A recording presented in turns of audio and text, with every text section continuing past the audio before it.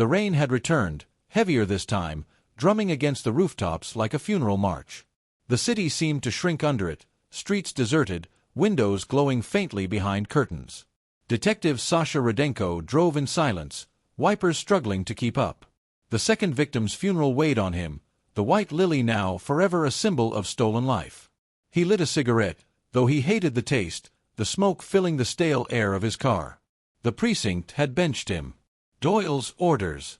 "Take time off," the captain had said, but Sasha knew what it meant. "They don't trust me anymore."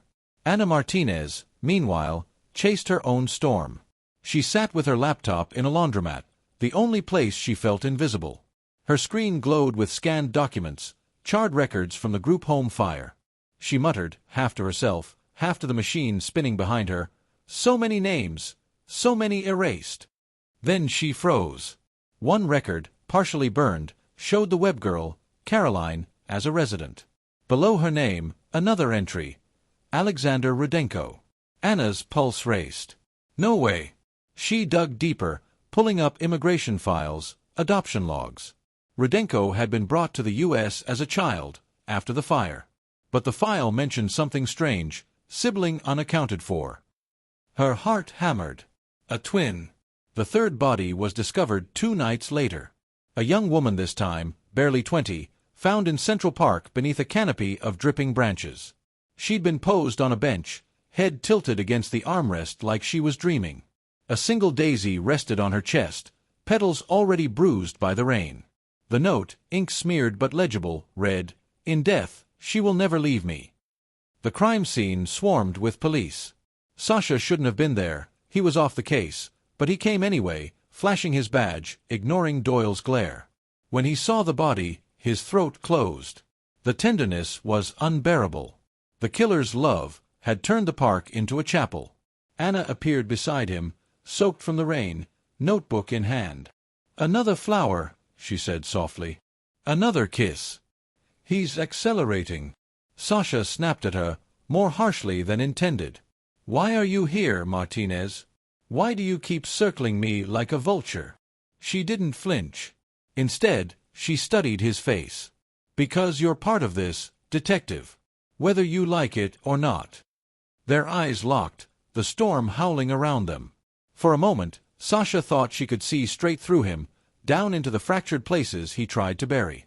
Later that night, Sasha sat alone in his car, parked near the river. He replayed every detail of the 3 victims in his mind, the rose, the lily, the daisy. Each flower a chapter. Each kiss a confession. He pressed his fists against his eyes, trying to drive away the images. But when he looked up, his windshield reflected his face in the glow of the dashboard. And once again, just for a breath, the reflection moved first. Anna didn't sleep. She pinned another article to her growing wall of clippings. Headlines screamed of tragedy. "Fire destroys children's home, 1987. Dozens orphaned in midnight blaze. Authorities still searching for missing child." She circled the last headline, staring at the blurred photograph beneath it. 2 boys. Twins. She whispered to herself, voice trembling, "Rudenko, you're not alone." The precinct cafeteria was buzzing with whispers when Sasha walked in. Forks paused midair, conversations clipped short. Every pair of eyes followed him, heavy with suspicion. He poured himself a coffee he had no intention of drinking. His hands trembled. He could feel the walls closing in. Doyle found him near the exit. "We need to talk." In the captain's office, blinds drawn against the storm outside, Doyle laid it out flat. "Internal Affairs is circling, Sasha. DNA on 3 victims. Kisses traced back to you. You're the common denominator." "It's not me," Sasha said through clenched teeth. Doyle's voice softened, but his eyes were steel. "Then tell me what the hell is going on.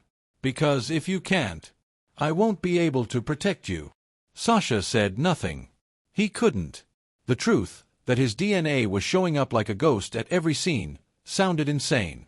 Meanwhile, Anna sat at a corner table in a crowded newsroom, her laptop open, rainwater still dripping from her coat. She was drafting her story, though she knew publishing it now could destroy everything. Headline idea: Detective's DNA ties him to murder scenes. She stared at the words, fingers hovering above the keys. Her instincts screamed that Sasha wasn't the killer. But the evidence was a mirror pointing straight at him. Her phone buzzed. A message with no number. "You're close, Anna. Too close. He doesn't deserve to be saved." Attached was a photo. Blurry, grainy, but clear enough. Sasha Rudenko, walking alone near the river. The timestamp. Last night, the exact hour the third victim was killed. Anna's stomach dropped. Whoever the killer was, he was watching not just her, but Sasha too. That evening, Sasha returned to his apartment to find an envelope slipped under his door. No return address. Inside, a single Polaroid photograph. The image showed the third victim, already dead, Daisy on her chest. But the angle was intimate, close, as if the photographer had leaned in to capture her face. On the back, scrawled in crimson ink, "Do you recognize yourself, brother?" Sasha's blood ran cold. His fingers tightened until the photograph crumpled. "Brother." The word echoed in his skull like a gunshot. Anna found him hours later at a bar on the Lower East Side, drink untouched in front of him. She slid onto the stool beside him. "You look like hell," she said. "You always know how to brighten a night," he muttered. She placed her phone on the bar, screen glowing with the anonymous photo of him. "This showed up in my inbox. Do you have any idea what that means?" Sasha stared at it. The timestamp mocked him. "It means someone wants me buried." "No," Anna said softly, searching his face. "It means someone knows you. Knows you so well they can mimic you. Or, maybe someone who is you." Her words struck deep, but he didn't flinch. He simply whispered, almost to himself, "A brother." Anna blinked. "You do have one." Sasha finally looked at her, his eyes raw. "I thought he died in the fire. I thought I was alone." They left the bar together, rain sweeping across the city in sheets. As they walked, Sasha explained fragments of a past he'd long buried: the orphanage, the fire, the adoption that brought him to America. A twin brother, lost in the flames. Anna listened, piecing the puzzle together. "If he survived, if he's here, then he's framing you." Sasha's jaw tightened. "Then I'll find him. Before he finds his next flower." Back in her apartment, Anna pinned the new Polaroid to her wall. 3 victims, 3 flowers, 3 kisses. Her eyes moved to the blurred group home photograph again, the boy in the corner, shadows hiding his face. She shivered. Twins, she thought. 2 reflections in the same mirror. And somewhere in the city, the killer prepared his next ritual, humming softly to himself as he pressed a violet between the pages of an old, scorched book. The city woke to sirens. Another body. The 4th. This time, the victim was found in a luxury hotel suite on 5th Avenue. A young woman, mid-30s, dressed in a silk robe as if she'd been prepared for an evening she never attended. She lay on the bed, hair fanned across the pillow, a single violet pressed gently against her mouth. The note on the bedside table read, "She loved once. Now she loves forever." The door had been locked from the inside. No signs of forced entry. When Sasha arrived, Doyle's face was a storm. "What the hell are you doing here? You're suspended, Rudenko." "I had to see it," Sasha muttered. His eyes locked on the body, the violet, the intimacy of the staging. Each detail was a mirror of his own thoughts, his own unspoken fears. The forensic team worked silently, their gazes flicking nervously toward Sasha. He could almost hear their thoughts. "It's him. It has to be him." Then one of them spoke aloud, confirming the unspoken. "DNA match again. Rudenko's profile. 100%. The room seemed to close in. Sasha's pulse thundered in his ears.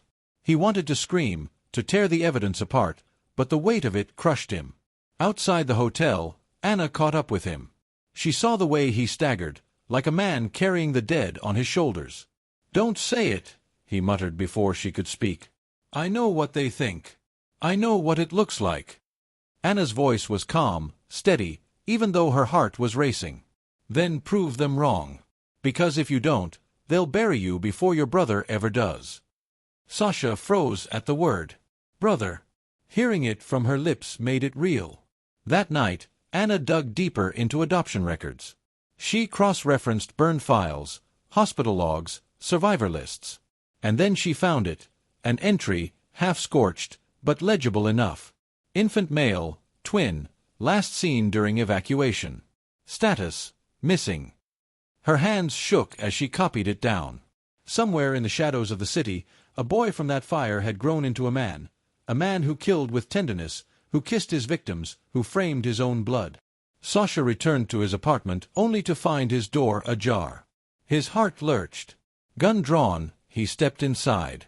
The lights flickered on their own. On his kitchen table lay a flower, another violet. Beside it, a photograph of himself asleep in bed, taken from just feet away. On the back, scrawled words in red ink. "We are the same, brother. Stop running from your reflection." Sasha's hand shook as he dropped the photo. For the first time in his career, the predator felt hunted. Hours later, Anna's phone buzzed again. No text this time, just a video file. She hesitated, then pressed play. The screen lit up with a dimly lit room. The camera wavered, settling on a figure bound to a chair. A man, gagged, eyes wide with terror. The killer's voice, distorted but eerily calm, whispered from behind the lens. "Love cannot be contained. It must be sealed with a kiss." The camera leaned in as a gloved hand pressed a flower against the man's lips. The screen went black. Anna's stomach twisted. The victim in the video wasn't dead yet. At dawn, the video reached the police as well. Doyle stormed into Sasha's apartment with 2 officers, shoving the footage into his face. "This is it, Rudenko. A 4th murder caught on tape, and guess who the suspect looks like? You. Same build.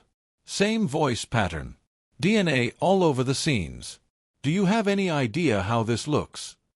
Sasha's silence was answer enough. Doyle's expression hardened. "You're officially under investigation.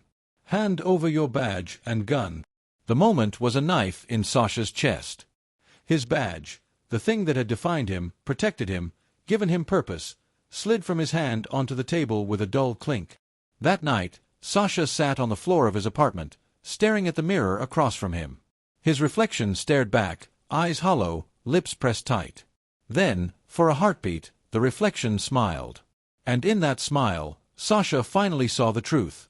He was not alone.